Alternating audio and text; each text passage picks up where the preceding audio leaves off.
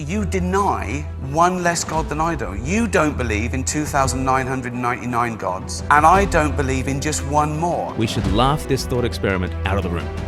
It is not worthy of serious consideration. It's really not. Hi, I'm Glenn from Speak Life. We like to see all things through the lens of Jesus, including Ricky Gervais and his famous argument against God's existence. I was reminded about this just in our video yesterday. We spoke about Joe Rogan, and Joe Rogan uses Ricky Gervais's line to Richard Dawkins. Everyone who practices a religion is an atheist. You're just an atheist in regards to Zeus or Apollo. Or the 999 other gods. Yes, that's right. and that's a home run. Do you know the Ricky Gervais line about there being 2,999 different gods? Here he is speaking about it to Stephen Colbert. You believe in one God, I assume? In three persons, but go ahead. Okay, so you believe... Very good line and very important, as we'll see. So you believe... Okay. Not just a joke. But there are about 3,000 to choose from that have been, people who believe in... I've done some reading, yeah. Okay, so basically, you believe in... You deny one less God than I do. You don't believe in 2,999 gods, and I don't believe in just one more. Right. So Ricky Gervais clearly likes his own line, and the audience like the line, and they applaud. So the 3,000 gods that he's talking about are people like Zeus and Osiris and Ra and the Aztec gods and all these kinds of deities that have been handed down to us in the different mythologies of the world. And Ricky Gervais is saying there's just been around about 3,000 of these in recorded history. And the God of the Bible, for instance, is just one of those 3,000. And because Stephen Colbert doubts 2,999, Ricky Gervais doubts 3,000 of them. Actually, they're both atheists as regards the vast number of deities that there are out there in the world. That's the argument that Ricky Gervais is making. I think it's an interesting argument. I think it's interesting that he is in a position to make that argument, and we'll see why that is the case in just a second. I want to take it apart in 3 steps. I want to go 3, 2, and 1. I've got 3 analogies that I want to give to you. I've got 2 definitions we need to make, and we need to look into 1 history that makes sense of Ricky Gervais's thought experiment. First of all, I want to talk about 3 analogies, and hopefully these analogies will show you how the Ricky Gervais thought experiment doesn't really work. I could say to you that I'm a bachelor as regards 4 billion women on this planet. There are 4 billion women on this planet that I'm not married to, and as regards them, I am a bachelor. I just happen to be married to one woman called Emma. Now imagine you come to me and you say, Glenn, I'm pretty much as much of a bachelor as you are, and you're pretty much as much of a bachelor as I am. I'm a bachelor as regards 4 billion women, and you're a bachelor as regards 3,999,999,999 women. And at that stage you realize, well, that doesn't work, okay? That there's this on-off switch that you're either married or you're not, and it's worth pressing into that on-off switch as we're going. So there's one analogy that it doesn't work for. Let's think not just of marriage, let's think of politics. Imagine you walk into a room and there are different political theorists dotted around the room. And on the right of things, you've got a fascist, appropriately enough. On the left of things, you've got, you guessed it, a communist. And somewhere on the left there, you've got a socialist. And you've got a Democrat is sort of polling the room. You've got a monarchist going around. You've got a military dictator kind of pacing up and down. Lots of different people with lots of different political theories. And then into the room walks an anarchist. And the anarchist stands up and he says, guys, actually, you spend all your time doubting one another. The communist doubts the fascist, and the fascist doubts the monarchist, and the monarchist doubts the military dictator. You're all skeptical as regards every other different political view. I just go one skepticism further. I am without beliefs as regards politics. I am simply an anarchist. Now, at that point, you would laugh the anarchist out of the room because the anarchist is not aware that the anarchist themselves has a very definite political philosophy. It's being couched in terms of pure skepticism, but it's not pure skepticism. They have a position. And the atheist has a position. It's a position that's quite invisible to Ricky Gervais himself, but nonetheless, the atheist is very much like an anarchist walking into a room of political theorists and saying, pretty much everyone else is a doubter in here, I'm just the most thoroughgoing doubter in the room. An atheist saying that they are just more skeptical by one is exactly like that anarchist. So there's a second analogy. So we've got marriage, we've got politics. A third analogy might be philosophy. Okay, now there are lots of different views of how we come to know stuff in the world. Theories of knowledge. It's the realm of epistemology. You don't need to know that word, but you do need to know that there are various theories for how it is that we come to know the things that we know in life. You've got logical positivism, you've got postmodernism, you've got various kinds of realism, whether it's scientific realism or ontological realism, you've got social constructivism. There's all sorts of different theories of knowledge and how we come to know things. Now, if Ricky Gervais comes along and he says, I disbelieve all of those, a philosopher's going to say, great, so what's your theory then? Okay, you've rejected those 5 or 6 or whatever. Like, what's the 7th? Tell us your theory.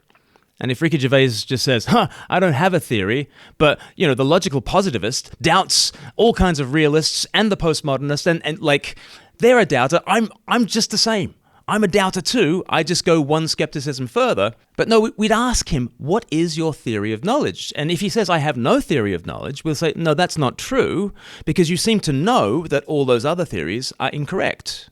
You seem to know that. You're very sure that those things are not correct. So what is your theory of knowledge by which you know those things to be incorrect? And if Ricky Gervais at that point says, no, I have no theory of knowledge, I don't need to have a theory of knowledge, I just know that every other theory of knowledge is wrong, again, we laugh him out of the room. So as regards marriage, if you say that I'm just as much of a bachelor as a married person, it's just I happen to be a bachelor as regards one extra person in the world, you laugh them out of the room. If an anarchist comes along and says, I simply am a skeptic as regards all the other political theories, and therefore I am the only thoroughgoing skeptic and everybody else just needs to catch up with me, again, we laugh them out of the room.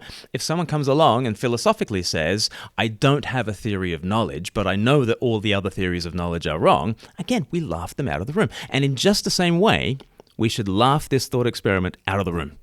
It is not worthy of serious consideration. It's really not. Those are the 3 analogies. Let's press into 2 matters of definition. So as Ricky Gervais talks about God and faith, we need to press into which God is he talking about here. And he seems to put the God of the Bible, let's say, on exactly the same level as these other 2,000 odd deities that have been recorded in the different mythologies of the world. But that is to make a category error. There is all the difference in the world between a super being, a supernatural being within the created order, and the source of all being, which is what the Bible says God is. It's a little bit like Shakespeare wrote the play Midsummer Night's Dream, and in Midsummer Night's Dream there are all sorts of fairies and supernatural characters like Puck, and there's even this one guy called Oberon who is the king of all the fairies, and he's the most powerful supernatural being within the world that Shakespeare has created.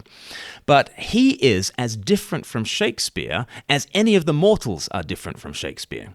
Simply to be a supernatural being within that universe is not at all the same as to be the author of that universe. God is like Shakespeare. He's not like the king of the fairies. He's not even like the grand emperor of all fairies in all times and all places. He is of a very different order of being. He's the source of being, not simply one of the characters in the character list. So actually, Christians are ones who say, all the fairies out there and all the deities, the squabbling deities of the religious myths of the world, they are not God either. And it's very interesting that Christians in the early centuries were called atheists. To the Greco-Roman mind, as they saw these Christians who refused to burn incense to the little deities that were around them, they couldn't understand what Christians were talking about when they started talking about the source of all being, because to them, the gods were just a whole pantheon of beings, and if you're going to make a business transaction, then of course you'll burn incense to that deity, and you'll burn incense to that deity, and we'll sort of shake hands on it. And it's just sort of woven into the warp and woof of life, that there is the god of wine, and there's the god of war, and there's the god of light, and there's the god of wisdom, and there might be a god of the trees, and there might be a god of the mountains, and there might be a god of the rivers, etc., etc. There are all these little gods that are around, and of course, to the Greek mind or the Roman mind, they don't mind adding an extra deity to the pantheon. They don't mind that at all. And it's not the case that a person who believes in those sorts of pagan deities, it's not the case that that person disbelieves all the other deities. It's not like they think, oh, I'm an Apollo guy, and so I could never believe in Ares. Like, of course you believe in Apollo and in Ares and in Aphrodite and in all the deities, and you just keep on adding them. The only people really in the world who started to say to themselves, no, because I believe in the one God, therefore I disbelieve in the 2,999, were the people of the book, right? Jews and Christians and Islam kind of took over that kind of idea as well. But it's the people of the book who have this attitude that because I believe one thing, therefore I exclude all the other deities. It's a profoundly biblical thing that Ricky Gervais is up to, because he's part of a profoundly biblical history. We'll get to that in a second. But we've got to define God correctly, okay? And the God that Christians believe in is not just one more of these super beings. He is the source of being. And to disbelieve in all the other created beings, which Christians do, says nothing about that source of being. Just as you could remove any number of the characters from Midsummer Night's Dream, and you've done nothing to the identity of Shakespeare. So we need to dive into the definition of God, and we need to dive into the definition of faith. Because it seems to me that Ricky Gervais thinks that doubt is something that is ultimate, whereas doubt is actually parasitic upon faith. You can only doubt something on the basis that you believe something else. Something else has got to be providing you with the worldview by which you are assessing all other beliefs and figuring out whether they're true or they're false. Doubt is secondary to faith, and yet Ricky Gervais wants to prioritize and privilege doubt, and he just says, look, I'm just a doubter as regards to 2,999 gods. In fact, I go one god further, and why not? Because we're all just doubters, aren't we? Well, yes, we're doubters, because I actually doubt Ricky Gervais. I doubt his materialism. You know, materialism, this philosophical doctrine that matter is all there is, was, or ever shall be. I doubt that. I look out at a world of light and life and love and lemon drizzle cake, and I think this is amazing. I don't think materialism is in any way a sufficient explanation for the world that we live in. I doubt it on the basis of some prior beliefs. Now, he looks at my beliefs and he doubts my beliefs on the basis of some prior beliefs, okay? But it's not the case that there are some people over here who believe in lots of things, and there are other people over here who simply have doubts and are simply skeptical people. There is no such spectrum, okay? If you are a scientific person, you are relying on all kinds of beliefs about the order of the world, about the abilities of the human mind to perceive that world, and the ability of the human to go out and empirically test there in the world. You have to have a certain set of beliefs. So it's not the case that there are believers in the world and there are doubters in the world. It's that Ricky Gervais believes certain things and doubts certain things, and I believe certain things and doubt certain things. And that to the degree that I move towards one set of beliefs, it means I am doubting another set of beliefs. And to the degree that he moves towards one set of beliefs, he's moving away from another set of beliefs. We are all doubters. We are all believers. But doubt does not come first. Doubt is parasitic upon faith, which means that Ricky Gervais does not simply lack a belief in God. He lacks that belief on the basis of certain prior beliefs, and those beliefs need interrogating just as much as a Christian's view needs interrogating. So those are the two definitions we need to press into. We need to define God properly, we need to define faith properly. But then finally, there's one history we need to press into. Ricky Gervais is able to tell the story of 3,000 gods out there and raise a smile because we are not used to thinking about 3,000 gods. You know, Richard Dawkins wrote The God Delusion. God, a singular God. He didn't write The God's Delusion. Okay, he was not writing into a context in which people believe in Zeus or Osiris or Thor or any of the gods, right? He was writing into a culture in which we think that there is one God and that there is a radical question to be asked: does that God exist or not? We live in that culture because of Jesus Christ, okay? Now, certainly, Plato and the Greek philosophers could believe in a source of being that is outside the created order. But Plato did not get rid of the deities. Greek philosophy did not get rid of the Greek gods. Those things sort of went hand in hand. You know what got rid of the Greek gods? You know what got rid of paganism and made us call what everyone has always believed about the world paganism? It's Christianity. Because here come these atheists, right? These Christians who realize that you do not need to burn incense to your little tribal deity. Because there has been a God, the living God, has come and in Christ made a sacrifice once and for all, who has dealt with your sin, your family's sin, your tribe's sin, your clan's sin, your nation's sin, dealt with the sin of the whole world once and for all on that cross. He said it is finished, taken those sins down to death, risen up again. And in a sense, the Christian movement has been about clearing the world of these deities that you need to propitiate, that you need to appease with your own paltry little sacrifices. Christians have said we don't need to make a sacrifice to the gods. Our God has sacrificed for us. And as Christian civilization has developed, the idea of the gods are just sort of relegated entirely. And the understanding that there is one God who rules over all things through his Son, Jesus Christ, and who can be known and not simply appeased, that idea is the fruit of Christian civilization, and Ricky Gervais has been the beneficiary of that. His atheism is made possible by the Christian Revolution, by those original atheists from the first century, who were always subversive of the gods, and who brought to the world a good news message that actually means we don't need to be afraid of the squabbling deities. Christ has sacrificed for all. Let me finish with this. Tom Wright was a bishop and an author of over 70 books, but at one stage he was the chaplain of Worcester College, Oxford. And Tom Wright would have any number of 19 and 20-year-old students come to him and say, "Don't waste your breath on me, chaplain. I don't actually believe in God." And Tom Wright had a great response. He would say, "Which God is it you don't believe in?" And the student would look a little puzzled, but Tom Wright would press them. "Who is the God that you doubt? Describe them." And usually they would end up describing some kind of distant individual, high on power, low on personality, some Zeus figure, right, with a thunderbolt ready to hurl. What did Tom Wright say? He said, "You're right not to believe in such a God. I don't believe in such a God. Let me tell you about the God I see revealed in the person of Jesus." And that is an absolute game changer. Ricky Gervais is completely right to get us to think about the gods that we doubt. But I wonder if the God that you might doubt isn't actually the real God. The God you might doubt may bear no resemblance whatsoever to Jesus Christ.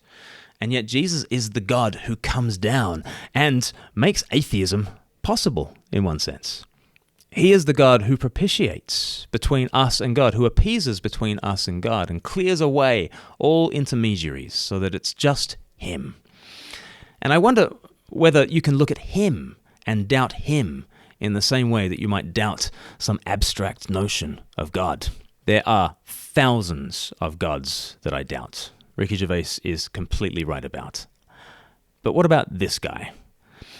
I describe myself as a little bit like the woman who grew up never believing in institutional marriage. Can you imagine such a person? They always say, it's a horrible institution. I could never be a slave of that institution. And so she's dead against the institution of marriage. And then she meets a guy. And maybe she even falls in love. She might even end up marrying the guy. Why does she marry him? Because she believes in marriage? Not so much. She believes in him, and he has converted her. I wonder if you can do the same with Jesus. There are thousands of gods out there that are unattractive, and you might think to yourself, I could never believe in God or institutional religion. But maybe you need to meet a guy. Maybe you need to meet Jesus and ask yourself, is he the kind of God I could believe in? We'd like to help with that. We've got a course called 321. You can go to 321course.com and discover all about the God who is revealed by Jesus. You can binge it all in a couple of hours, or you can do it over 8 sessions. Thousands of people have done the 321 course. Will you join them, and will you discover a God who you can really believe in? I'm Glen Scrivener for Speak Life. We'll see you on the next one.